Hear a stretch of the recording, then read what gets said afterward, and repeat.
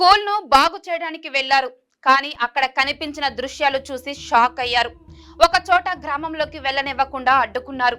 మరో చోట పాఠశాలలో ఉన్న విద్యార్థులే ఆ స్కూల్‌కు చెందినవారు కాదన్న ఆరోపణలు వచ్చాయి. దీంతో కాక్రోచ్ జనతా పార్టీ చేపట్టిన స్కూల్ టీకో కరో కార్యక్రమం ఇప్పుడు దేశవ్యాప్తంగా చర్చనీయాంశంగా మారుతుంది. రాజస్థాన్లోని తమ బృందంపై దాడికి ప్రయత్నించారని సీజేపీ ఆరోపిస్తుండగా, మహారాష్ట్రలోని లాతూర్ జిల్లాలోని పాఠశాల తనిఖీకి వెళ్లినప్పుడు విస్తుపోయే విషయాలు బయటపడ్డాయని పార్టీ వ్యవస్థాపకుడు అభిజిత్ దిప్కే చెప్తున్నారు. ప్రభుత్వ పాఠశాలలోని అసలు పరిస్థితి ఏంటి? విద్యార్థులకు అందాల్సిన కనీస సౌకర్యాలు ఉన్నాయా? పాఠశాల పరిస్థితిని పరిశీలించడానికి వెళ్లిన బృందాలకు ఎందుకు వివాదాలు ఎదురవుతున్నాయి? ఇప్పుడు ఇదే హాట్ టాపిక్ గా మారింది. సీజేపీ చెప్తున్న ఆరోపణలు నిజమైతే ఇది కేవలం ఒక స్కూల్ సమస్య కాదు, ప్రభుత్వ పాఠశాల నిర్వహణపై తీవ్రమైన ప్రశ్నలు లేవనెత్తే అంశమవుతుంది. ముందుగా రాజస్థాన్ విషయానికి వస్తే, స్కూల్ టీక్ కరో కార్యక్రమంలో భాగంగా ప్రభుత్వ పాఠశాలలో సౌకర్యాలను పరిశీలించేందుకు సీజేపీ ప్రతినిధుల బృందం జైపూర్లోని రాంపూర్ కన్వర్పురా గ్రామానికి వెళ్లేందుకు ప్రయత్నించింది. అయితే గ్రామ శివారులోనే కొంతమంది వారిని అడ్డుకున్నట్లు సీజేపీ ఆరోపించింది. తమ గ్రామంలోకి రావద్దని, పాఠశాలను తామే బాగు చేసుకుంటామని చెప్పినట్లు పార్టీ అధినేతలు తెలిపారు. ఈ క్రమంలోనే తనను అర్బన్ నక్సల్స్, దేశద్రోహులు, పాకిస్తానీలు అంటూ దూషించారని ఆరోపించారు. పరిస్థితి ఉధృతంగా మారి తమ కార్యకర్తలపై రాళ్లతో దాడి చేశారని, వాహనాలను ధ్వంసం చేశారని సీజేపీ కో కన్వీనర్ అశుతోష్ రంకా ఆరోపించారు. ఒక మహిళపై దాడి జరిగిందని, తన చొక్కా చింపేశారని, తమ బృందంలోని ఒకరి చెయ్యి కూడా విరిగిందని ఆయన చెప్పారు. పోలీసులకు ముందుగానే సమాచారం ఇచ్చినా తగిన చర్యలు తీసుకోలేదని ఆరోపించారు. ఈ ఘటనకు సంబంధించిన వీడియోలను సీజేపీ సోషల్ మీడియాలో పంచుకోవడంతో విషయం వైరల్ గా మారింది. అయితే బీజేపీ ఎమ్మెల్యే స్వామి బాలముకుందాచార్య మాత్రం సీజేపీని గ్రామస్తులు అడ్డుకున్నారని చెప్తున్నారు. గ్రామస్తులు సీజేపీ కార్యక్రమాన్ని వ్యతిరేకించారని తనకు సమాచారం అందిందని ఆయన పేర్కొన్నారు. ఇక మహారాష్ట్రలోని లాతూర్ జిల్లాలోని సీజేపీ చేపట్టిన పాఠశాల సందర్శన మరింత ఆసక్తికరంగా మారింది. పాఠశాలను సరిచేయండి కార్యక్రమంలో భాగంగా ఆశా ప్రాంతాల్లోని జిల్లా పరిషత్ పాఠశాలను గురువారం సందర్శించాలని సీజేపీ వ్యవస్థాపకుడు అభిజిత్ దిప్కే తెలిపారు. అయితే అక్కడ తమకు కనిపించిన పరిస్థితులు ఆశ్చర్యపోయేలా ఉన్నాయని ఆయన ఆరోపించారు.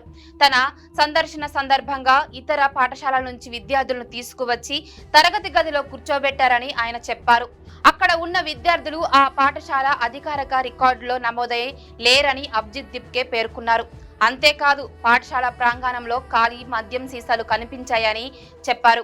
పాఠశాలలోని త్రాగునీటి సౌకర్యం కూడా లేదని ఆరోపించారు.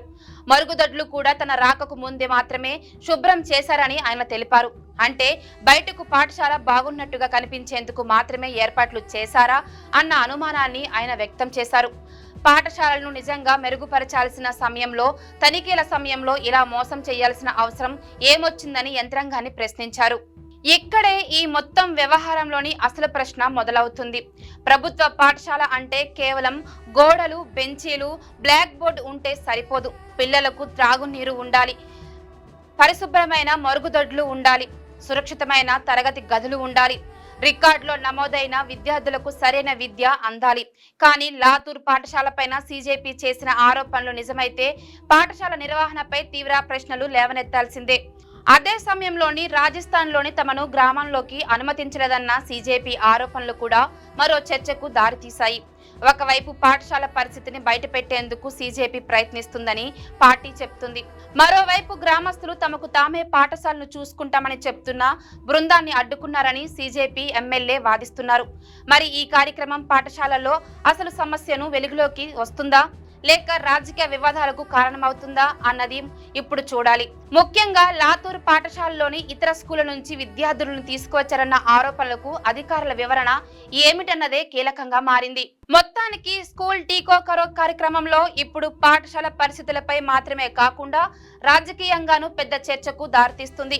రాజస్థాన్లోని సీజేపీ బృందాన్ని అడ్డుకోవడం, దాడి ఆరోపణలు ఒకవైపు ఉంటే, మహారాష్ట్రలోని లాతూర్ పాఠశాలలోని విద్యార్థుల హాజరు, త్రాగునీరు, మరుగుదొడ్లు, మద్యం సీసాలపై సీజేపీ చేసిన ఆరోపణలు మరోవైపు ఉన్నాయి.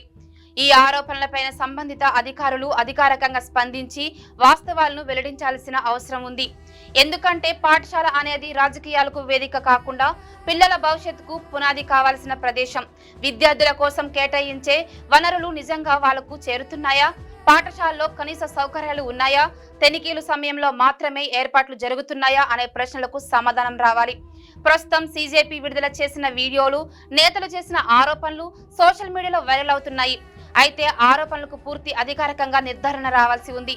ఒక కార్యక్రమం స్కూల్ పరిస్థితులను బయటకు తీసుకువస్తుందా లేక రాజకీయ దుమారం లేపుతుందా అనే పక్కన పెడితే పిల్లలు చదివే ప్రతి ప్రభుత్వ పాఠశాలలో మంచి వాతావరణం, కనీస సౌకర్యాలు ఉండాలన్నదే మాత్రమే అసలు విషయం.